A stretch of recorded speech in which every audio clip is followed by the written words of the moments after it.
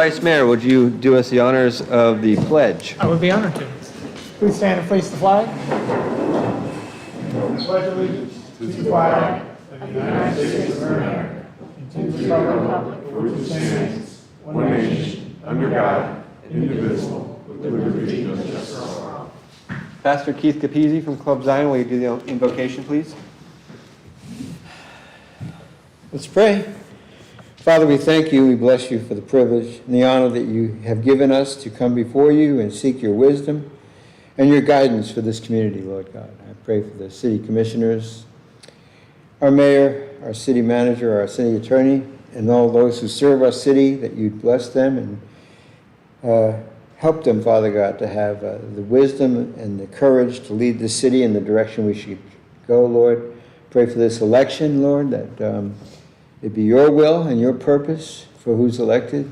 Let this meeting be done decently in order for your glory and your honor. We ask this in Jesus' name. Amen.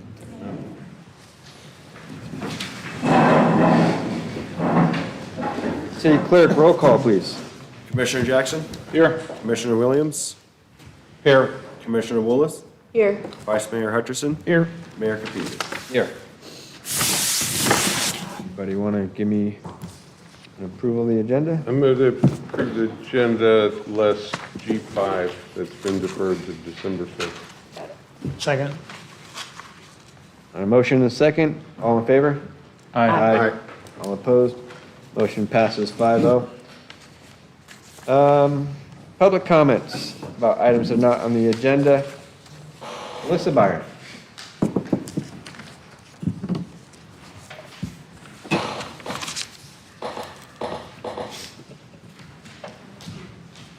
Hi, I'm Melissa Byron. If you've been following the county commission, you probably are very aware of the county trying to sign a contract with Weston or Driftwood for 100 days of Lori Wilson Park, the south part of the park, and for 2 weekends a month, 2 weekends out of the month, they also will get it. What they're wanting to use it for, now there's no indication in there that they can spread it out. They could go 10 consecutive days. 100 consecutive days of special events in Lori Wilson Park. How would we handle that? How would we as a city? I also think that it was extremely rude of the county not to include the city of Cocoa Beach in any of their contract negotiations with Driftwood. Driftwood being built in the city of Cocoa Beach, Lori Wilson Park being the city of Cocoa Beach. It just doesn't seem right for us as a city to roll over and say, sure, go ahead, take the park. That's one of the largest public parks in Brevard County. It's used by a lot of people. I think that it should be the time for this commission. You can't vote on anything, but you could do a consensus to step up and try to retain Lori Wilson Park.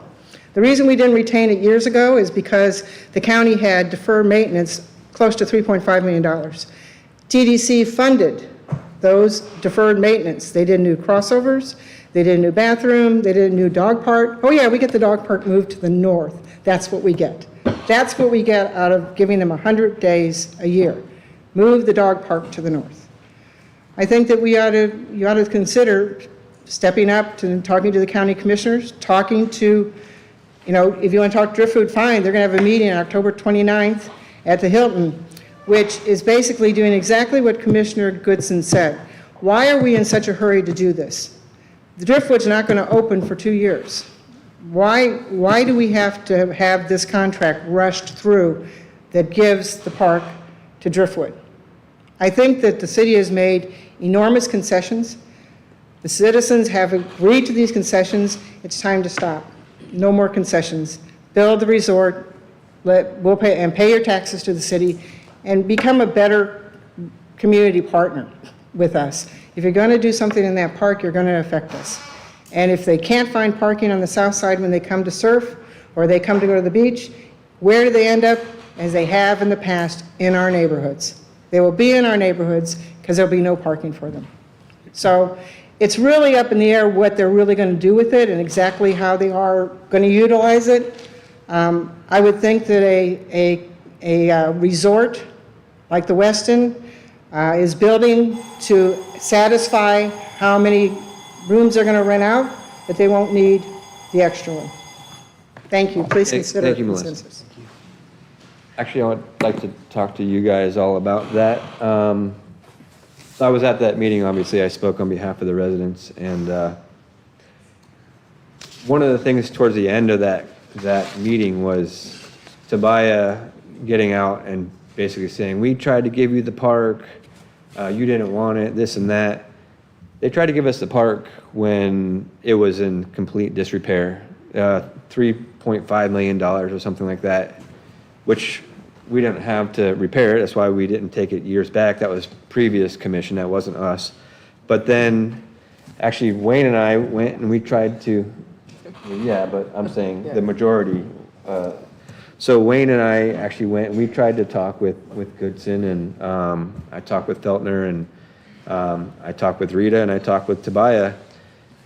All of them kind of wanted to give it to us under the stipulation that we would pay the $800,000 lifeguard bill. And that was kind of, when we had talked, that's kind of, but Goodson was almost, seemed like he didn't really want to work with us at all. But the rest had said that. The problem with that is it costs $250,000 a year just to maintain it for maintenance. That's not for upkeep. And then another $250,000 a year for maintenance on top of that. So it's a $500,000 liability to the city. Now, Plus the lifeguard. I'd be okay with taking the park back, but not with the lifeguards attached, because that's putting another $800,000 on top of that. So I have no problem if you guys want to discuss trying to work something out as far as we'll take the park, but not with the lifeguards attached. I think we should also look into, I mean, I don't know what we're gonna, I mean, I guess it's important to look at the funding for it, because we still have to upkeep it. Yeah. I mean, we did talk about back then of asking to make it paid parking to help us take care of it. And that's kind of where I love that the park is free for everybody. And that's where it gets me. I would hate to turn it into something that you have to pay for. But if we implement the same thing where the rest of the parks our beach access, where you use our parking pass, or the tourist will pay. But I believe, and I'm not sure if you guys know, isn't there basically a deed restriction where you cannot charge for parking on that park? Does anybody know? I don't know. I don't know what the deed restrictions are on that. Okay, is I it, can find out. you don't think so? It's not a deed restriction, it's Brevard County residents can use the park for free. So you would do your parking permits for Brevard County residents, which include Cocoa Beach Cruise, and then anybody else come in, would have to pay the park. Gotcha. It's free to Brevard County residents. So if that's the case, How do you monitor that? how do you monetize it? I mean, you'd have to somehow sell parking passes to Brevard County residents through the DMV or something like We that. already do. We sell parking passes to Brevard County residents. Well, we do, right? What about opening additional, similar to our beach vendors, but opening up areas there where we could have additional vendors that are renting space from the city? We would need to come up with $500,000 a year just to break even. And they already have vendors, and they come because the ones that can make money come, the other ones that can't make money don't come. Can I add something? Yeah. I support taking over the park just for that control. I think it's just now a revenue, making sure if we're not exceeding the cost of it, we're at least understanding what those revenue opportunities are. I know they mentioned the Parks and Rec director, I didn't catch all of it. She was going through some of the revenue numbers on the rentals. I don't know if we want to discuss it here, but I'm in favor of acquiring the park if we can do it cost effectively and not. But we don't even know if that's on the table at this point. I understand. But I'm giving you we're guys having my. this discussion. Yeah, exactly. So, just to add on to what Melissa said, the meeting at the Cocoa Beach Hilton, Tuesday the 29th, is at 5 o'clock. Right. Okay? And I got that from Chris Baker with the Surfrider Foundation. Tobias actually sent me And, that notice as well. I would like to, Karen, I'd like to, with the city manager's approval, have you put a CDNN out on that? Okay. Do you need the forward, or you got the information? Okay. All right. And so as far as renting out the park, we do it now. We do it for surf contests. We do it for air shows. We do it for boat races. And it all comes through special events permits, and we find out how many police they need, how many water rescue people they need, how many firefighters they need, EMS they need. And they end up charging, usually, once they get the permission to use the park, they usually charge for parking on their own. And that helps them with some of the costs for their events.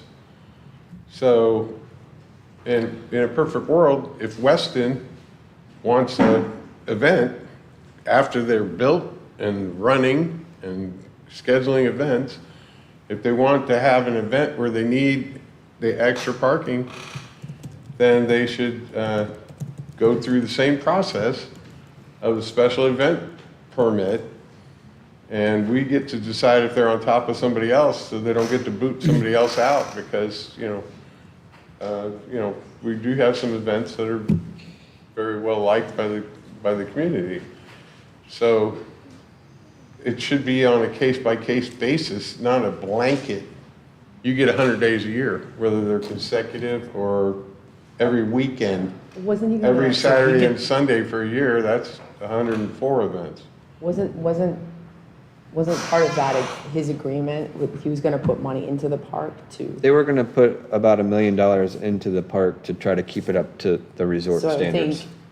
think he's, gotta think of that too, if you're gonna just, The problem with the proposal, in my opinion, was it wasn't a fair proposal. It wasn't, to me, if you're gonna have standards for one person, the standards should be the same for another. So if you're gonna have a 3-year rental agreement, or be able to rent it 3 years out, but everybody else has 1 year, that's not fair. So maybe the solution would be that everybody gets a 3-year window to rent. I don't know.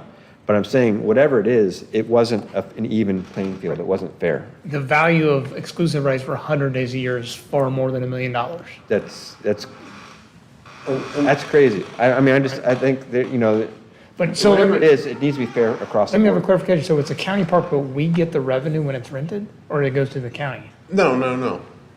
We It is just the get, county. we just get the money back for the services that we okay, provide. the tourists that come in town. Be it fire, EMS, lifeguards, extra lifeguards with jet skis, Got it. police out on the street directing traffic. But I think we're getting away from the point. The point is that we want this to be Yeah. free and accessible to everybody, as far as, we want to make sure that people still have their beach access, they still have their dog park access, they still have their parking access. I mean, So- this was a surprise to me, so I have had limited time to digest the revenue stream, but that's my concern, is making that. So Yeah, how much between is it gonna cost Carolyn us? and I, we went to the meetings at the Driftwood, or at the Hilton, where Eric Garvey, who was the head of the TDC at the time, he said, the county's gonna spend $6.5 million upgrading this park, and all they really want is a boardwalk from the Hilton to International Palms. And other than that, the whole park's gonna be all spruced up. Okay? And we supported it. And they were gonna spend the TDC money to do it. And then Eric left, and it just yeah. fell apart. I guess the big thing for me about taking over the park is to find out how much it's gonna cost us every year and where we're gonna pull the money to maintain it if we're not gonna, if we're not charging for parking, or if we are gonna charge for parking somehow. I guess that would be my biggest concern. Yeah. And then are we gonna take on his agreement, or, I guess that's a whole other discussion. So that's the thing is if they've passed this next week or whenever the next meeting is, couple weeks, I think we would be stuck with that contract. Whatever they come up with is what, if we took it over, the city is stuck with what they agreed to. And the problem is it's a 15-year agreement, which to me is way too long. It should be like 4 years so that every commission gets a chance to make a decision how they want their park to be run, in my opinion. I don't know if 4 years out is enough for him or not, but, you know, every commission might have a different way they want to deal with something, and that's why sometimes, like the CRA thing, I said we should wait to the next commission to make that decision, because they're the ones that are going to be dealing with the effects of that decision. And you saw that there was some other cities in Florida that did public-private partnerships with, you know, kind of like this, and they said, oh yeah, we're gonna put in this great park for you guys, but we're taking out the park you got now, and then they reneged on it, and then they had no park, and 5 years later, that municipal entity had to pay to build a new park. I guess I would wanna know before I said yes to this, how much is it gonna cost us to maintain it, and where are we taking the money from? I Well- guess that would be my thing. There's definitely they have a budget for what they put into that park for maintenance and upkeep, Then so. We don't know that yet, right? I looked into this pretty good about whenever we were talking about lifeguard stuff, because they were talking about that. From what I remember, it was right around $250,000 just for personnel, you know, to run it. And then it was $250,000. I said $250,000, right?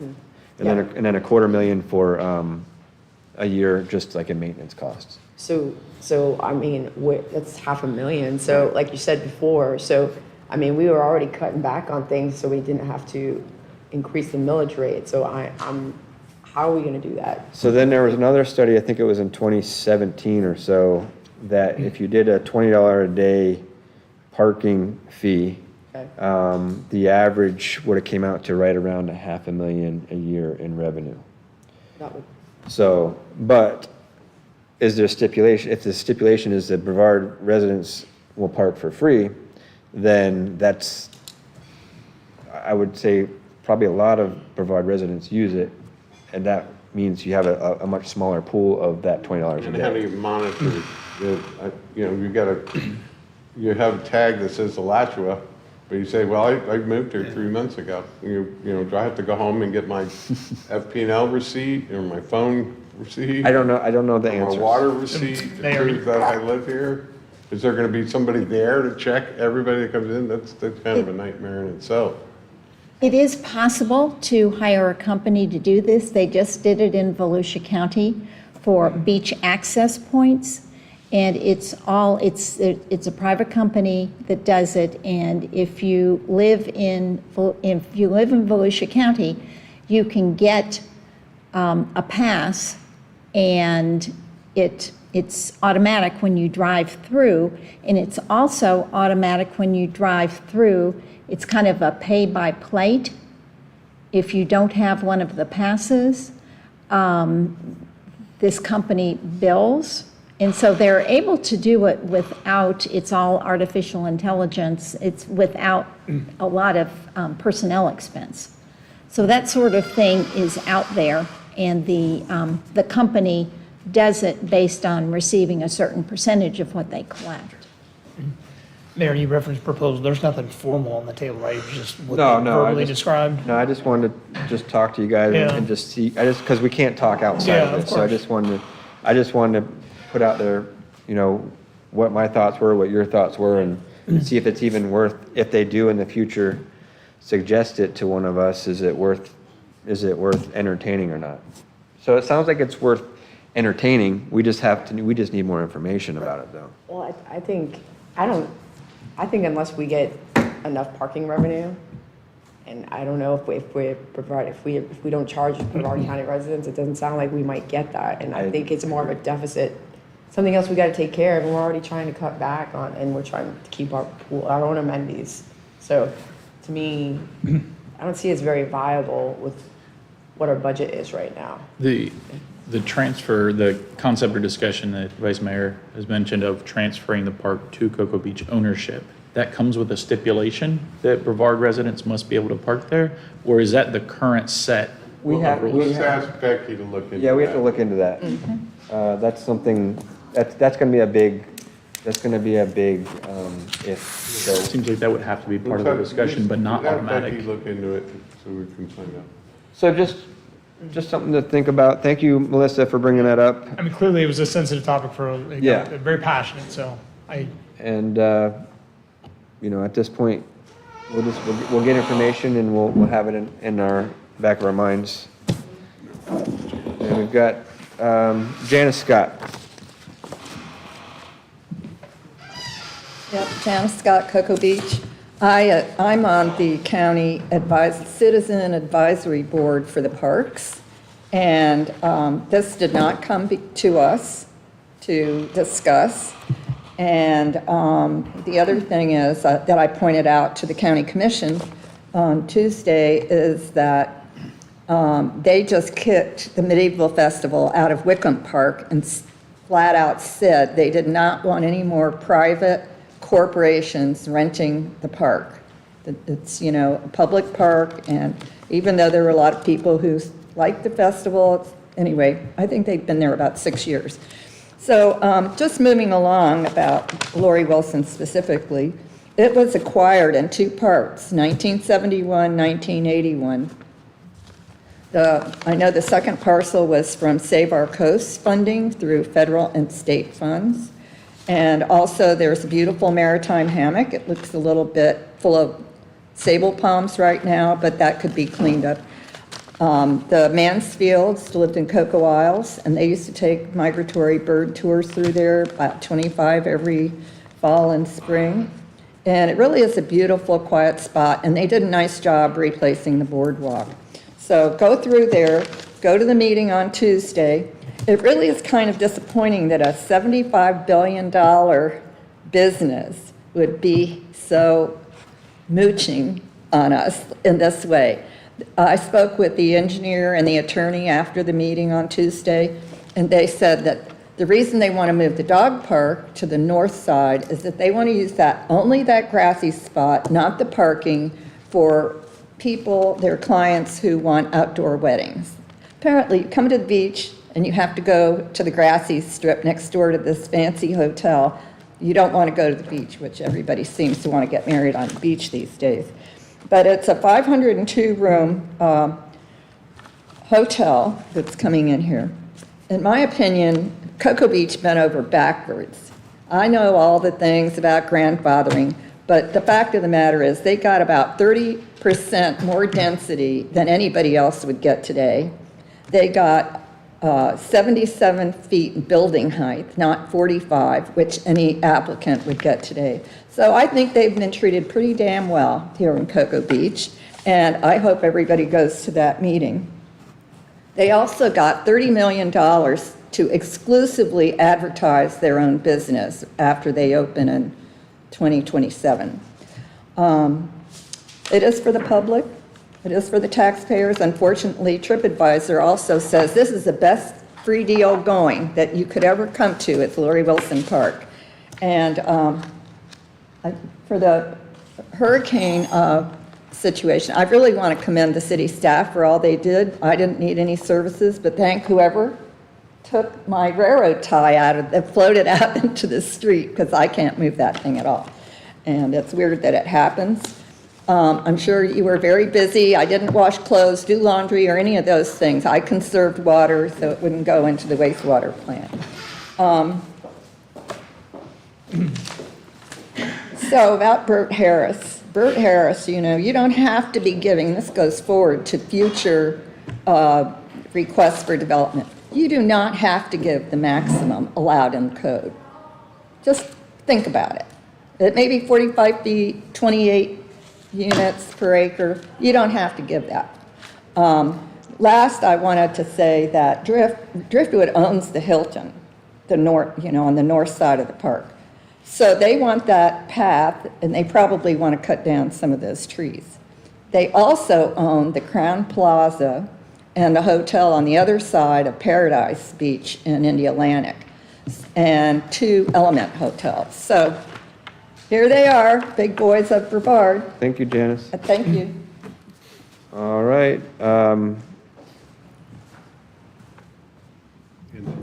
Oh, Angela Cobb.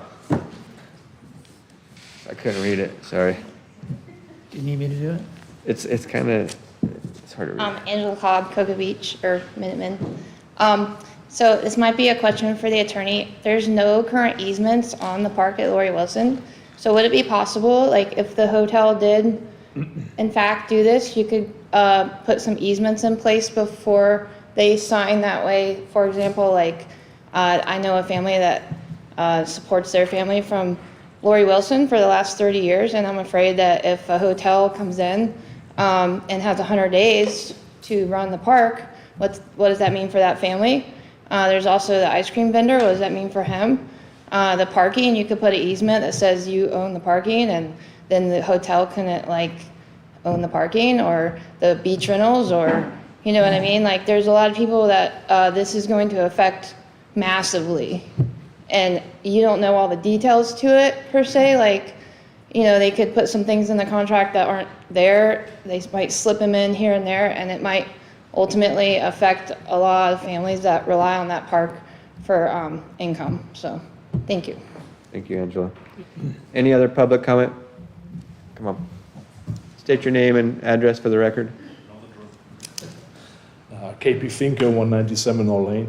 I'm along the same lines here. Clearly, you don't have much negotiation power in this deal. It's not your park. Right. However, you could hopefully get creative and put some poison pills in. You never know what you can do with noise ordinances and now alcohol on the beach ordinances, or jack up the prices for police and services to the point where the other party comes to the table and finds something that's reasonable. Thank you, sir. Any other public comment? All right. Staff reports. Okay, so just a quick update on our status with Hurricane Milton. First of all, I want to thank our staff. Our staff was absolutely outstanding through the storm.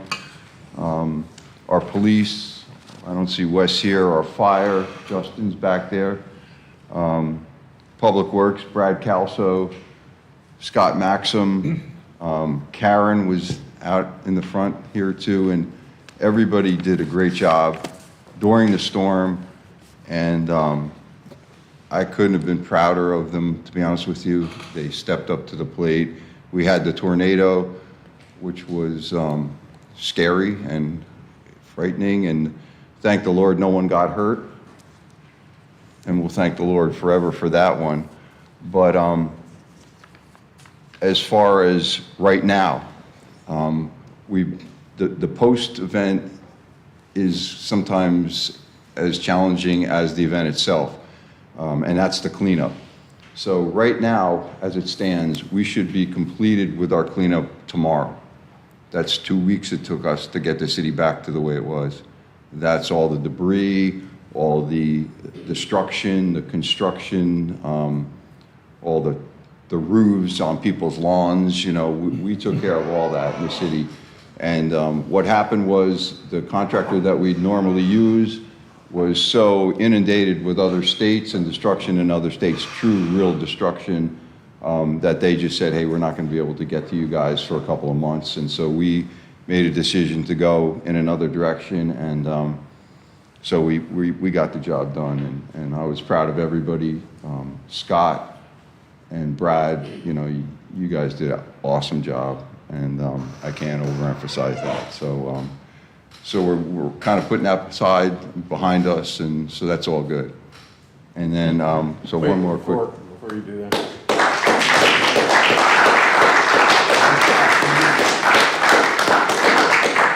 You're clapping for them, okay? All right, one more thing, real quick here. I get off my soapbox. So St. Vincent de Paul Society sent us this letter, and they're associated with Our Savior Our Savior's Church, and it said, "Dear City of Cocoa Beach, thank you very much for your continued support to our food pantry over this past year. Our organization is grateful for your contributions and dedication to helping the poor and folks who are going through difficult situations in our local community. The monthly Aldi food cards enabled us to provide consistent food assistance throughout the year to those in need. Carrie Lombardo and Karen Grooms have been a pleasure to work with and are a great assets to our city. We thank our city for their commitment and dedication to our community's well-being. Thank you again for your invaluable contributions." Now, I was made to read this by, you'll never guess, but but thanks so much, and they did a great job on that. So that's all I have, and the applause. Honestly, the staff, I love them, man. They're just so great. So they made us look good, i.e. they made you guys, they made the city look really good. So thanks again, guys. That's it. Thank you. City Attorney? Any reports? Nothing. Okay. City Commission? Any reports or announcements? Awesome. I just wanted to follow Wayne with, I live close, so I was able to go to the EOC meetings during the storm. And I just wanted to personally thank city manager and city staff and police and fire for doing a great job and taking care of us all during the storm. And I saw, from the EOC meetings, I saw how everything was done and everything was operated, and everybody did an awesome job, and they were there 24/7, staying overnight and everything. So I just wanted to thank all you guys for taking care of us. So that's all. Yeah, go ahead. I just wanted to ask the city manager, when are they gonna fix the drain to the kiddie pool on the parking area under City Hall that's been flooded since the storm? Where's this now? Kiddie pool? The first floor, Oh, where the parking area is at City Hall? In the new that's city the hall. wash through. In the new city hall you're talking about. Yeah, and the new City Hall It's a Right. test. has been flooded with a foot of water since the storm, and it's still there. Okay, the reason I being. figured that just because they didn't have the drain hooked up yet to the. Correct. The drains for those discharge into the exfiltration system. Right. Which is not completed yet, so. Okay. Yeah, there is a drain there, but that's not open and it's still clogged, so yes. Yeah, okay. It's not a mistake on the pour, is what it is. Yeah, I was just hoping that every time it rained, that it wasn't gonna flood that area. No. It's a validation test of the wash through. Okay, I'm gonna. Josh just got. yeah, go ahead. Yeah, so adding to the applause and the celebration of folks that during the hurricane stepped up, we've got some city residents who also stepped in for the previous hurricane that hit North Carolina. We've got some folks that have been up. I don't know if folks have seen some of what Mike Coriel is involved with, but getting Starlink in and getting a lot of people help in North Carolina. It's a Cocoa Beach resident. And then Brian Galloway, during the tornado, got out and did, while the hurricane was inbound, got his crew out there and cleared up a number of pieces that would have become debris flying through people's houses. So applaud both of those guys. Those are city residents that are stepping up and doing really good things. One thing, Mayor. So I think obviously I'm not going to echo everyone's what they've said, but I think the tornado risk people underestimate. I think a lot of these hurricanes, unfortunately, if you've got a sturdy house, metal roof, shutters, that kind of stuff, and I've done it myself. I lost an entire screen enclosure because of a tornado in Irma. We were all here. So I think really keep tabs on that. Everyone thinks it's a Cat 1, we'll be fine, it's coming from the Gulf, but it's the unpredictability of the tornado. So just keep that in mind. Regardless of how small the hurricane is, you've got that risk. Actually, that was what I was trying to reiterate on Facebook, even though it's a Category 1, a minimal hurricane, the tornadoes are what you got to watch out for. Now, I was dead center, ground zero for that tornado, and I want to say firsthand, you guys with the fire and police, amazing. I want to say, I think within 15 minutes, you guys were on scene. You guys did an amazing job there, checking on everybody, And then post-storm, all the police, I saw you guys going door to door, checking on everybody. Amazing job. And not to mention, Public Works, you guys were out there clearing, debris and like, you're on it like that. And then Wayne setting up debris removal when we had something that could potentially had taken months. You jumped on it, you figured out how to get it removed right away. I mean, if we put this back, if we look back to previous storms that we've had, I think this has been the best response that I can remember in history for debris removal and just making sure everything was up to par. So thank you guys. From me seeing it firsthand, it was Bimini, it was Banana River, St. Croix, and Andros, and you guys were on the spot, so thank you. I got one more thing. So when Irma came through, it didn't do, it was windstorm, but my facility at the Space Center got hit by a tornado, and it took 1,200 square foot of siding off of a supposedly Cat 5 hurricane-resistant building. So, I had to deal with that, but I understand what you're saying, even what Jeremy was saying. Yeah, you got hurricane-rated shutters, you got a metal roof, you got sealed, rolled seams, you're safe in your bathtub for a tornado. But, I did all that. I rolled down my shutters. I closed everything up, but I chickened out and planned ahead. And because I knew there was a possibility of tornadoes, and I took my boat from the backyard so it didn't beat up the dock, and the dock didn't beat up the boat, and if a tornado came, it didn't sink the boat. And I went to Palm Beach, and I went just far enough south to be far enough south that I wouldn't be in the tornado zone. And I got in the marina and spent the night Wednesday night. And as soon as my wife got the local TV channels dialed in, there was tornadoes 5 miles north and west of us, but we were just south of it, and the whole night, all the tornadoes stayed, and there was lots of them. And we spent the first night in St. Lucie at Fort Pierce, and they got hit by tornadoes like crazy. And I know a lot of people that said, oh, this is far enough south that we're in the marina. I was in there, and I said, no, it's not. You need to go farther south. And so I understand tornadoes, is basically what I'm trying to say. And my house, if it got hit by a tornado and my wife and my dogs on the boat, I'm safe. We rolled this now for the same reason. All right, consent agenda. Okay, this is the consent agenda. Item 1, approve the October 3, 2024 commission meeting minutes, staff representative, city clerk's office. Item 2, execute hold harmless agreement between Martin Family Revocable Trust in the city of Cocoa Beach. Staff representative, Brad Calzo, water reclamation and public works director. Item 3, approve the purchase of a value exercising trailer utilizing the Florida Sheriff's Association Heavy Trucks and Buses Contract FSA 23-VEH-21-RO. Approved budget shows $85,000. Equipment price came in at $89,887.72. Contingency funds may be used to cover the overage. Staff representative, Brad Calzo, water reclamation and public works director.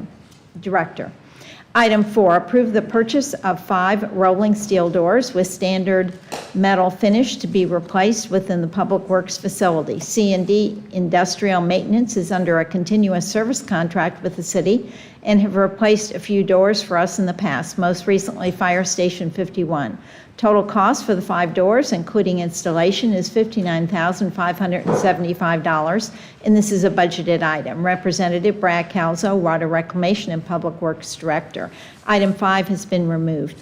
Item 6, approve the purchase of a new bucket loader from National Equipment Dealers, LLC, utilizing Florida Sheriff's Contract, FSA 23-EQU in the amount of $175,461.68. Purchase price includes a 102-inch grapple rake attachment to be used for debris pickup during storms. Purchase price also includes a 5-year, 10,000-hour full machine warranty. This is a budgeted item. Staff Representative Brad Calzo, Water Reclamation and Public Works Director. Item 6, request permission to enter contract negotiations with Mead and Hunt for the inflow and infiltration abatement program project CB 24-012. Staff Representative Devin Talley, Director of Grants and Special Projects Brad Calzo, Water Reclamation Director, Public Works Director. Item 8, approve the proposal from Garcia Civil Contractors in the amount of $99,522.58 to perform the Public Works Sidewalk Extension Project between South Orlando Avenue and South Atlantic Avenue to coincide with the new FDOT crosswalk locations. Garcia is a continuing service contractor with the city. This is a budgeted item. Staff Representative Brad Calzo, Water Reclamation and Public Works Director. Item 9, approve the amended 2024 Commission policies and procedures to include civic clerk agenda software procedures and incorporate the Community Redevelopment Agency meetings into the City Commission meetings. Staff Representative Karen Grooms, City Clerk. Move to approve the consent agenda as read. Second. Got a motion and a second. All in favor? Aye. Aye. Motion passes 5-0.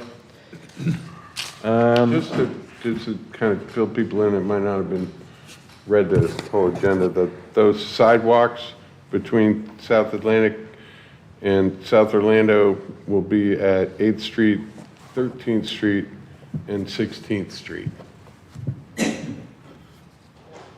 Okay. Unfinished business. Okay, unfinished business. Item 1, requesting commission approval to award bid and contract to W&J Construction, the highest ranked and most responsive bidder for the Bicentennial Park Improvements Project. This is a budgeted item. Total project cost, $3,735,815.60. Staff Representative Scott Maxon, Project Manager, recommendation approved. Any public comment on that? Any commission comment? You make a motion. Oh, well, we can I'll make a motion to approve it, but is the W&J representative here? No, he's not, no. Okay. Scott, you're on the hot seat.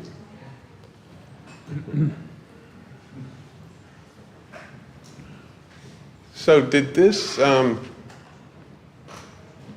project in its detail didn't come to the commission, okay? You know, exactly, well, we saw, you know, we got rid of the little pavilion thing that was gonna be down where the kite surfers were, you know, we did go over that. But I didn't see any detailed plans that showed any elevation changes or anything. Can you fill us in on what they're gonna do with elevation changes and drainage changes so that we don't end up with that, you know, pond that we usually have there? Yeah, so actually, Brad Blaze from Mead and Hunt is here too. They did the design for it. So it is going to be elevated. It's going to have an exfiltration field under it to help clean and filter the stormwater. It's going to have a seawall built. So it's going to be, hopefully, it should reduce all the flooding, barring a major hurricane or something like that. And it'll be an inland seawall inland of the mangroves? Yes. Okay, kind of like we did at the golf course? Okay, I think that's enough. Do you know, will the elevation be above the crown of the road? I'll let Brad Blaze comment on that one. I don't think it's going to be above the crown of. It will not be above the crown of the state road. Okay. However, we're adding approximately 2 foot of fill, so we will be raising 24 inches, full exfiltration systems underneath the entire area, replacing the boat ramp, vinyl seawall, concrete cap. So, you know, it will substantially improve the drainage conditions and functionality of the park in general. Thank you. All right, got a motion. Anybody want to second that? I second. Got a motion and a second. All in favor? Aye. All opposed? Motion passes 5-0. Number 2. Okay, this is number 2, requesting commission approval to execute the construction, engineering, and inspection CEI contract with Mead and Hunt for the Bicentennial Park improvements project utilizing the continuing services contract between the city and Mead and Hunt. This is a budgeted item. Total cost, $237,208. Staff Representative Scott Maxim, Project Manager. Recommendation approved. Move to approve.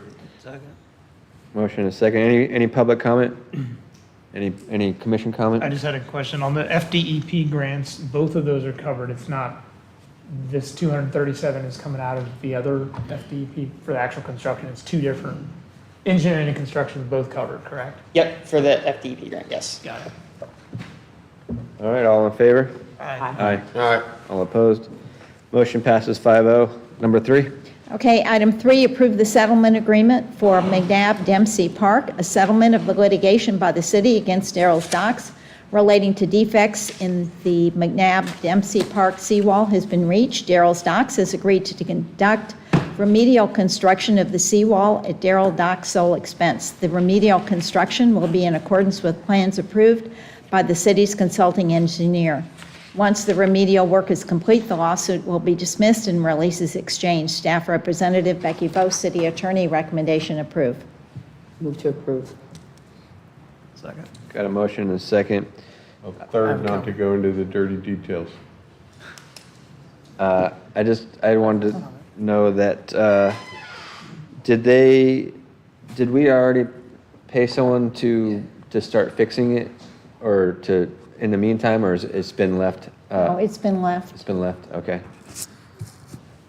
All right, any public comment on I had to that? come on the mayor if you want to ask that. All right, go ahead, So Commissioner Clement. similar on that, I recall we approved something for like an emergency repair. Yeah. Did we do that? I couldn't find it in my notes. Because that was the question I asked at the time is, when we approved that funding, I said, hey, isn't this under litigation? I just am curious if I we've thought I ever spent that remembered money. something. I just didn't have time to find To what my that, knowledge, I we was have thinking not it was done- in like June. We haven't done any repairs. Okay, We have not done any We repairs. approved the money, just didn't execute it. Okay. okay. All right, sounds good to me. Any other, we're good? Yeah, I'm good with that. All in favor? Aye. All opposed? All right, new business. Okay, new business, item 1, requesting permission from the commission to contract engineered cooling services to replace the Country Club chiller unit under our continuing services agreement. This item is not budgeted. Total cost, $148,940. Staff Representative Brad Calzo, Water Reclamation and Public Works Director. Recommendation approved. I'm moved to approve because it's a must-do. Second. And I got a second, I just want to know what pile of extra money are you using to pay for this? Okay, so the 400 channel dredge project, we had budgeted 1.2 million, and Scott and I came up with a strategy where we can do the project for 300,000. So that's where the money's coming for that. So that's in the general fund, basically reserves fund that you can pull from? Yes. Okay. Does that have to do with that, or is this something It's one different? of the manifestations of that, yes. Okay. All right, I had a Comment motion there. and a Yeah, second. Any? That is actually not very expensive. Any public comment on that? All right, all in favor? I have a Oh, public go ahead. comment. Some discussion. Yeah, I think, so, I mean, absolutely, this is in our favor that we're able to harvest the underrun, so kudos to that. But this is the kind of stuff I want to get in the CIP plan, so we're planning for it. We won't always be able to have these underruns from another project that could fund this, so I just want to, I agree 100%, but this was something that just came out of, so it's a repair, this is broken, or? yeah, it's a repair. Okay, got it. And it's kind of lucky in a way that it happened at this time. I Yeah. believe there's a 3-month lead time on getting the unit, Brad? 5 months. So, we can still pull it off in the winter months of of this, but, no, it's something that came up unexpected. Yeah, I got it. It's like your hot water heater in your house going and, you know. Yeah, no, totally understand that. Are we, I mean, you guys know me, I'm trying to get our CIP plan nailed down, that we hit that pretty consistently so we can forecast our spend plan. Are we making improvements on sort of the building? I think Scott's the project guy or somebody building-wide to have contingency funds set aside for these types of things. My concern is we won't always have this underrun project that we can use, and harvest the savings from to cover things like this. So I just want to get us in a position that we have those set aside for things like this. Yeah, and so we're concentrating on that, due to, our interest, your interest in it. Yeah. And we're trying to develop maintenance schedules and to address each one of our facilities. Got it. So as far as this particular chiller, how many ton is it? How many ton is the chiller? 80 tons. 80 tons. So an 80-ton chiller in this environment, in the capital improvement plan, from the date of commissioning, should be in the 15-year 100%. horizon Yep. to replace it. I do this same thing in my day job. I got 300-ton redundant chillers and put them in 2010, told my management we needed in the construction facilities plan to replace them in 2025. Of course, they needed money for something else, so they pushed them out to like 2028, and I think they're going to 2030, and I've already had Trane come out and spend $250,000 to do major, refurbishment, bearing changes, seal changes, sleeve changes, rebuild compressors and everything else. And you can tell them all you want that they're only going to last 15 years, but if you don't plan the money ahead of time, you end up paying the extra maintenance costs. And then waiting longer to buy the new, you have that inflationary cost on top of it. So anything like that, an 80-ton chiller, 15-year life is what you should plan for at the most. I was actually going to ask, what do we have for any exposed equipment? Do we have investment plans associated with what we actually see for useful life on the beach? We do, and I know that our building maintenance department is trying to play catch-up, actually developing a lot of this stuff. Okay. It's somewhat overwhelming for our building development department because it's such a small department too. Yeah. So sometimes we're reactive. A lot of times we're reactive. This is one of the reactive things that, this is a belly punch, to be honest with you. Yeah. So. Now, do we normally see the 15 years out of these things? Or, I know we said 9 was an early surprise, just with air handlers and heat exchangers and stuff like that, that if you're inland, you get 15 years, we get 5, So just wondering if we're building those patterns into the budget. This existing unit right now only lasted 7.5 years. Okay. And what do we normally see out of units like this, or do we have that data? I think this unit has been repaired or replaced at least 2 or 3 times within the past 15 years, so we need to be a little more aggressive on that CIP. Okay, well, I'm buying Trane, so, it lasts a little longer. Right. This unit's 9 or it's 15? 7.5, you said. 7.5. Oh, okay, I'm sorry. Do these units have housing over them to protect them from the elements at all? This or are they unit just fully exposed? This unit does not have a housing. I've talked to building maintenance on if there's something we can do about that. But we need to make sure that we do the protective salt coating on that to make it last a little longer. But I think there are options for us to help protect it from the elements. Okay, that's Yeah. something else we can look into. I think Carrier did some development here, like in Cocoa Beach, of some of their spray-on stuff and some of their additives that you can use, so there's definitely some good stuff. The thing is, the condensing fins, you basically got to get good fins, and then you got to flush them with basically just hot water. Because you can't coat them with anything, because then they lose their heat propagation, coefficients. So, but you can step up how often you flush those and get the salt off of them. Yeah, I think with the vice mayor. I think laying into our budget, and I think it's the same thing you're saying, Commissioner, that we've got to plan ahead for these things and know that they fail well ahead of the manufacturer's recommended national, lifetime. And so I'm glad you guys are doing that and have already been thinking about that. Maybe preventative maintenance plans for these kind of units or something.